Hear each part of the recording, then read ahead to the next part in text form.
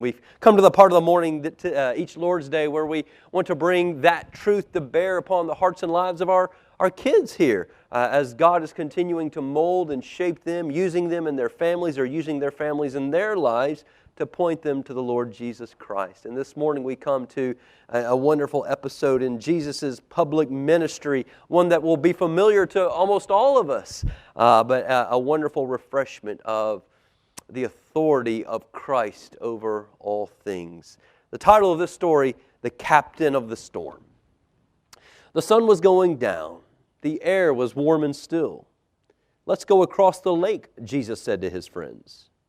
Jesus had been helping people all day, and now he was tired. So they left the crowds at the shore and set out in a small fishing boat. And Jesus climbed into the boat to take a nap. As soon as his head touched the pillow, he fell asleep. It was a beautiful evening. A gentle breeze rustled the sails. The friends were chatting happily as they headed out into the middle of the lake. Everything was perfect, just right for a nice, quiet sail. Anyone like to ride in boats? You ever been on a sailboat before? Yeah, it's fun, isn't it? They were only about halfway across when, out of nowhere, whirling winds swept across the lake, fierce and strong like a hurricane. A blinding flash of lightning lit up the sky. Thunder roared right overhead. The storm blew the water into towering waves that hurled that little boat up and up and up into the air, then sent it hurtling, crashing back down, down, down into the water. The fishing boat was blown and buffeted, tossed and turned back and forth, up and down, left and right, and round and round. And in the middle of all this, Jesus remained asleep. Any of you sleep hard?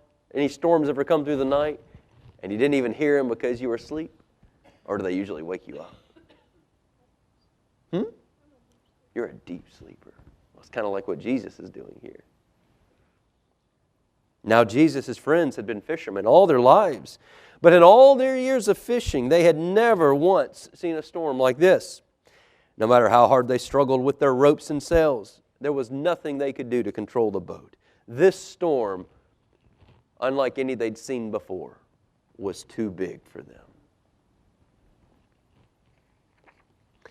But the storm wasn't too big for Jesus. "Help!" they screamed. "Wake up, quick, Jesus!" And Jesus opened his eyes. "Rescue us, save us," they shrieked. "Don't you even care?" Well, of course Jesus cared. This was the very reason he had come, to rescue and to save. Jesus stood up and spoke to the storm. "Hush."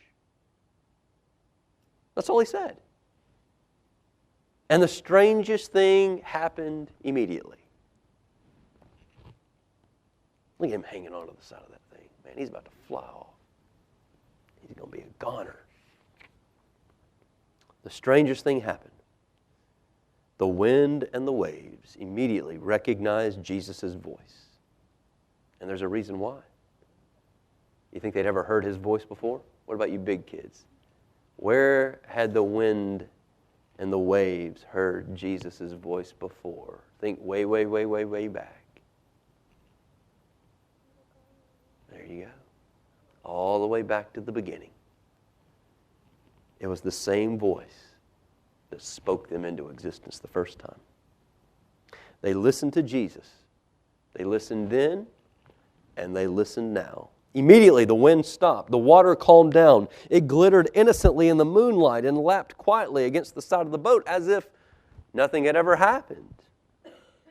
The little boat just bobbed gently up and down. Deep stillness, great quiet all around. Then Jesus turned to his storm-torn friends and asked, "Why were you scared?" Well, why were they scared? There's that big storm, right? What were you going to say? They thought they were going to die. That's certainly what that picture looks like. Why were they scared? And then Jesus followed that up, "Did you forget who I am? Did you believe your fears instead of me?" And Jesus' friends were quiet. as quiet as the wind and the waves, and into their hearts came a different kind of storm, into their hearts. Who is this man? They asked themselves. Even the winds and the waves obey him. They still didn't understand. They didn't yet realize or understand fully who this Jesus was, the Messiah, the Son of God. Jesus' friends had been so afraid, all they could see were the big waves in front of them. And they had forgotten that if Jesus was with them, well, they had nothing to be afraid of, no matter how small their boat or how big their storm. And what's true of the storm is true for us. There is a big storm in our lives, and it's in us, our sin nature, that which separates us from God.